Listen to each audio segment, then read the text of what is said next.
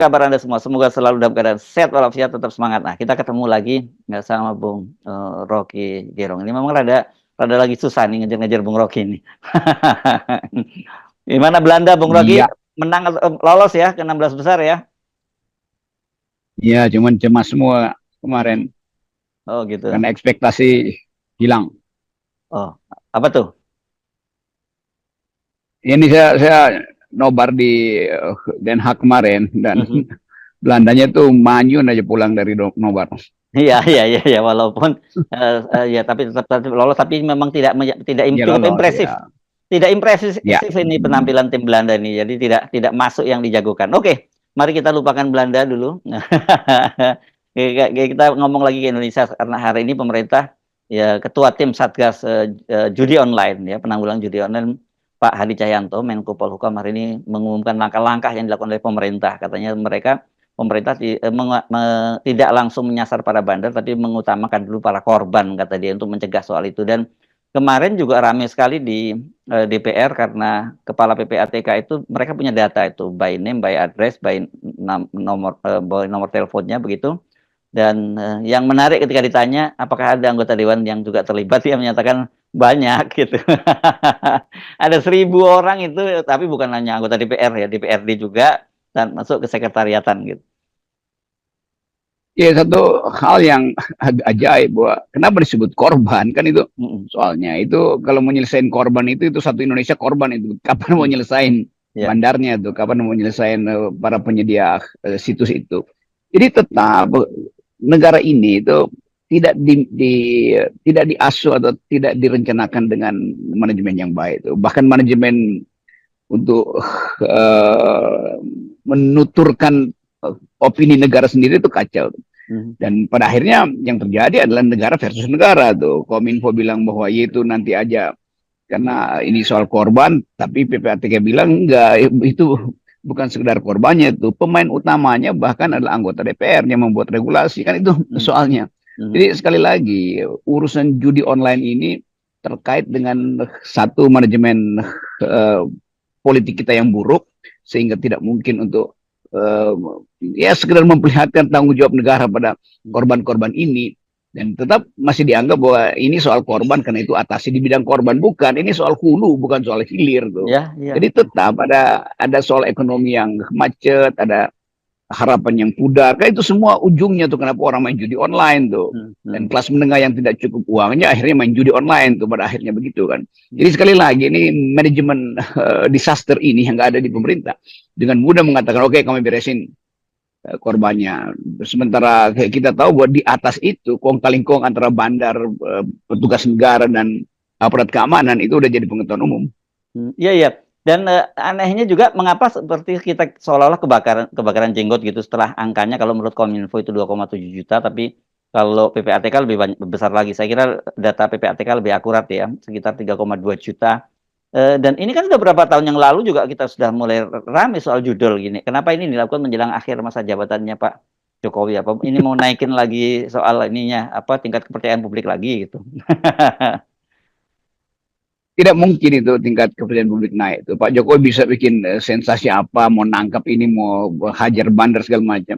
Tapi fakta bahwa orang berjudi online itu cuma dua, atau memang dia hobi, atau memang dia harapannya putus dalam soal memperoleh ekonomi secara gampang itu, secara rasional. Jadi judi itu adalah pelarian. Nah, pelarian itu harusnya dilihat tuh akibat sosial dan penyebab sosialnya apa, akibat dari pelembagaannya apa tuh, kekacauan koordinasinya apa tuh, dan lebih lagi tuh di bagian hulunya siapa yang bermain di situ, siapa yang mengambil keuntungan paling banyak kan. Kan itu yang mesti dibongkar lebih dahulu. Ini kan bukan sekedar soal judi di atas lapak-lapak di Medan atau di Manado atau di NTT. Ini kan soal infrastruktur yang disediakan untuk mereka yang ingin berspekulasi dan memperoleh gain besar dari perjudian online ini. Siapa mereka? Ya elitenya. Itu kan intinya tuh. Iya, ya. Dan ini Dan itu emang diketahui. ya, ya. Dan ini ya kalau kita lihat Indonesia sekarang itu menjadi negara terbanyak pemain judinya dan saya membaca misalnya data-datanya PPATK itu mengerikan Bung Rocky ya sampai ada satu kecamatan misalnya itu berapa miliar omset judi di satu kecamatan aja itu bisa bisa gila-gilaan itu. Dan Kalau Anda benar tadi kalau melihat kita bandingkan dengan negara-negara yang relatif maju seperti Eropa dan sebagainya, yang infrastruktur online-nya pasti lebih bagus dari kita, kenapa nggak marak di negara-negara itu? Kita nggak dengar kabarnya soal judi online.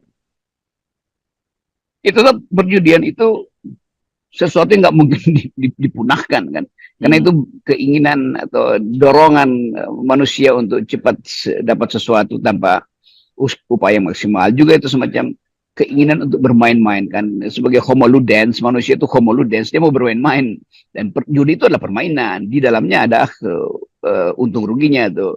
Tetapi kalau kita bandingkan di Indonesia itu dengan pendapatan yang bahkan di bawah negara-negara middle class sekarang masih ada judi, itu artinya ini soal keinginan untuk mengaburkan penderitaan, keinginan untuk mencari keuntungan cepat-cepat karena nggak ada yang percaya bahwa ekonomi bisa bertumbuh untuk menghasilkan uh, uh, pendapatan. Jadi semua hal ini harus dilihat secara psikososial, itu Hmm. dasarnya di situ. Bagi rakyat kecil itu psikososial, bagi pemain bandar di atas ini betul kesempatan untuk merampok negara, untuk merampok kekayaan negara kan. Kan harus dianggap juga bahwa keuntungan itu sebetulnya bisa tiba di masyarakat bukan dalam bentuk uh, untung karena pasang judi, tapi karena BUMN bekerja dengan baik. Oleh karena itu infrastruktur dibangun dan tidak memberatkan rakyat.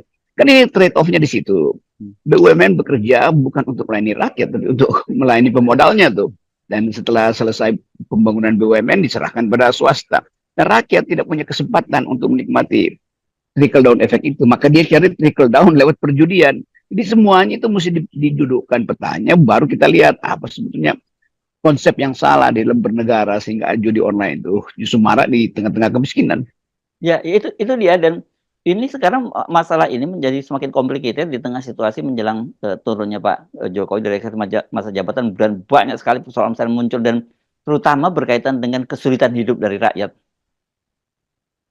Ya, itu dasarnya. Kenapa kita melihat bahwa di ujung pemerintahan Pak Jokowi, semua hal yang pernah disembunyikan, yang kita tahu bagian dari permainan politik dan bisnis itu akhirnya muncul kan.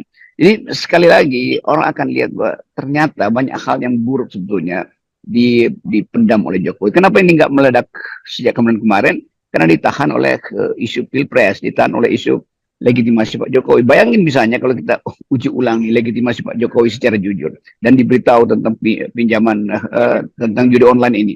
Berapa banyak orang yang akan menganggap bahwa Jokowi melegalkan sesuatu yang menguras daya beli rakyat, menguras tabungan rakyat. Kan itu dasarnya. Kita nggak usah bilang soal moral di situ. Tetapi Jokowi tidak memikirkan kesejahteraan rakyat sehingga rakyat cari sejahtera lewat perjudian. Kan itu aja dalilnya. Ya, iya, ya. Saya kira itu dan tanda-tandanya bahwa kehidupan rakyat akan memburuk itu kan terlihat misalnya sudah memberikan sinyal pemerintah ya, kelihatannya tarif listrik kelihatannya akan naik bulan depan. Kemudian BBM terutama bersubsidi juga akan dinaikkan dan kalau kata Menteri ESDM itu tinggal nunggu Ibu Sri Mulyani saja begitu. Begitu Ibu Sri Mulyani ketok ini ya akan dinaikkan. Artinya itu dipastikan akan naik begitu. Jadi bayangkan ya dalam situasi seperti ini kehidupan rakyat tambah berat dan kemudian pelariannya yang nggak lain ketika dia merasa bahwa dia gagal menghadapi hidup ini, dia berharap mimpi berjudi dan ternyata dia kemudian seperti ya banyak kasus dia bisa utang sana sini atau gaji istrinya dipakai dan kemudian ada yang dibunuh istrinya, ada yang bunuh diri dan sebagainya situasi. Ini betul-betul bukan hanya persoalan menghancurkan ekonomi rakyat, tapi menghancurkan juga kehidupan keluarga-keluarga Indonesia. Itu kalau kita bedah tadi, bahwa ini kita urusin dulu korbannya. Lah korban ini korban dari siapa? Itu pertanyaannya. Korban dari kebijakan pemerintah yang tidak mensejahterakan rakyat. Korban dari ulah pemerintah yang tidak memberi harapan pada kehidupan bermakna pada rakyat kan. Jadi kalau mau bilang korbannya siapa, ya korban dari negara. Jadi negara mesti diberesin dulu. Nah itu intinya, tetap di hulu itu ada soal pertama, soal kepentingan money laundering dari mereka yang punya Ya, aset besar tuh. Yang kedua adalah kepentingan dari bisnis judi online ini yang melibatkan aparat. Itu nomor dua. Yang ketiga baru kita bicara tentang kesulitan-kesulitan untuk memperbaiki moral, kalau mau disebut moral orang yang berjudi. Tapi kita mesti lihat dia berjudi bukan karena dia tidak bermoral, karena dia tidak bisa makan. Itu dasarnya begitu kan. Dan mereka yang berjudi dengan kemampuan modal yang besar tentu itu money laundering. Tapi bagi rakyat kecil itu berjudi hanya untuk mempertahankan perut laparnya dia. Nah, hal-hal ini yang mesti diurai sebetulnya supaya kita bisa lihat bahwa dari awal Jokowi tidak berhasil memberi kesejahteraan pada rakyat. Dia memberi kesejahteraan pada kelompok atas, dan kelompok atas itu yang jadi bandar pada akhirnya kan. Jadi pemerasan ini pemerasan yang ya sistematis, terstruktur itu. Jadi kalau kita bongkar perjudian ini kan di atasnya ada kepentingan sejumlah orang yang ingin cari cari keuntungan dengan cara memanipulasi algoritma perjudian. Nggak mungkin judi ini terus-menerus kalau bandarnya rugi itu. Itu satu hal. Yang kedua, pengawasan pemerintah yang membiarkan soal-soal ini berkembang lanjut. Dan yang ketiga, sekali lagi adalah ekonomi yang buruk. Nah, kalau tiga soal ini tidak dipetakan, maka penyelesaiannya piecemeal aja. Oh, nanti kita doain supaya yang sana masuk neraka, yang ini masuk surga. Oh, nanti kita beresin dulu korban-korbannya. Oh, nanti kita kasih BLT. Jadi nggak ada betul-betul random aja nih, pemerintah berpikir secara random. Ya, ya. Coba kita uji ya pernyataannya Pak Menko Polhukam itu dengan kasus yang terjadi di Semarang ini ya. Ada seorang ibu-ibu muda begitu yang suaminya penjudi dan bolak-balik kalah banyak, dan bolak-balik sebenarnya dia mau bunuh diri gitu. Suatu hari ketika karena dia hamilnya tua, dia merasa dia ngungsi ke rumah orang tuanya dulu untuk sampai menunggu melahirkan. Ketika dia sudah melahirkan, rupanya ada tetangganya yang menjemput dia ke rumahnya, diberitahu bahwa suaminya bunuh diri. Yang tragisnya kemudian ternyata dia bukan hanya meninggalkan kesedihan, tapi meninggalkan utang karena rumahnya itu ternyata juga sudah digadaikan juga gitu, Bung Rocky. Ya, ini kalau soal begini ya, kita cari salahnya siapa tuh? Cara yang bunuh diri, cara suami istri yang tidak bisa menabung, semuanya terjadi karena kesulitan ekonomi dan tergerus terus tabungan dia tuh. Jadi psikososial masyarakat selalu menganggap nanti periode berikutnya ekonomi akan tumbuh seperti janji Jokowi. Kan diam-diam sebetulnya rakyat ingin supaya nggak ada terjadi kesulitan ekonomi dengan memelihara janji Presiden Jokowi. Nah, itu intinya tuh. Nah, sekarang pindah beban itu pada Pak Prabowo yang mesti menyelesaikan mental ini. Kan ini terusannya kan masih panjang nih. Para penjudi masih berharap ekonomi tumbuh di era Pak Prabowo. Para penjudi merasa supaya anak-anaknya masih bisa diasuh oleh makan siang gratis yang dijanjikan. Tapi itu sekali lagi soal daya pendapatan negara. Kalau negara nggak punya pendapatan, apa yang mesti dia bagi? Jadi frustasi sosial kalau kita bikin prediksi akan berlanjut di pemerintahan Pak Jokowi, dan mungkin dia meledak justru di pemerintahan Pak Prabowo nanti, frustasi sosial ini.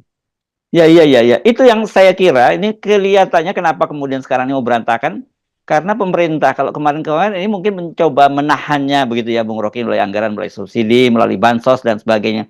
Tapi saya kira sekarang menjelang di ujung pemerintahnya Pak Jokowi dan semakin ada kesadaran bahwa dia berat juga untuk menahan air, semuanya dilepas dan akhirnya itu beban berat itu yang harus dipikul oleh masyarakat. Tetap mesti ada satu, kita pakai istilah radical break. Prabowo mesti mengatasi ini dengan satu kepemimpinan baru tuh, dan itu mesti diucapkan dari awal hari-hari ini nih. Ya, terutama soal judi mau diapain tuh, karena sampai Oktober itu rakyat masih berjudi. Tapi judi ini nggak mungkin dibatalin hanya karena ada masalah-masalah sekarang. Dia akan pergi cari cara lain kok, karena ketagihan itu paralel dengan kesulitan ekonomi. Nah, kalau kesulitan ekonomi tidak dibenahi, ya judi akan jalan terus sampai di tingkat yang paling absurd. Dan itu saya kira jejak-jejak yang menunjukkan bahwa kemanusiaan yang adil dan beradab, keadilan sosial itu betul-betul hilang. Jadi selama Pak Jokowi memerintah memang nggak ada pengertian baru tentang berbangsa tuh, nggak ada pengertian baru tentang kepercayaan pada masa depan. Itu semua alasan kenapa orang berjudi. Harapan tidak ada, kepercayaan pada pemerintah kurang. Tetapi pada saat yang sama mereka lihat, Pak Jokowi legitimasinya masih terus, likability-nya masih terus. Itu bertentangan kan? Orang yang suka pada Jokowi artinya percaya pada Jokowi bisa kasih kemakmuran. Kalau dia percaya pada kemakmuran, dia akan rugi pada perjudian. Jadi terbalik sebetulnya semua. Paradoksnya ada di era terakhir Pak Jokowi. Ya, itu tapi persoalannya sekarang ya Pak Prabowo ini sebagai upcoming leader gitu ya Bung Rocky. Ini kan merupakan bagian dari pemerintahan Pak Jokowi, bagian dan akan menjadi penerus Pak Jokowi, seperti klaimnya seperti itu. Saya kira ini yang membuat sulit sekali buat Pak Prabowo untuk bicara soal-soal yang berkaitan dengan problem-problem yang ada sekarang tanpa menyinggung eksistensi Pak Jokowi begitu. Iya itu jadi kejepit juga mental Pak Prabowo terjepit juga atau psikologinya terdesak itu. Dia mau salahin siapa tuh? Dia menganggap bahwa dia ini akan meneruskan. Jadi Lalu, kesimpulannya cara cara marut dari masalah judi online ini terletak pada satu prinsip. Itu Presiden Jokowi tidak mampu memberi harapan pada masyarakat sehingga orang ambil kesempatan untuk oke, baik. Terima kasih, Bung Rocky. Kita ketemu lagi.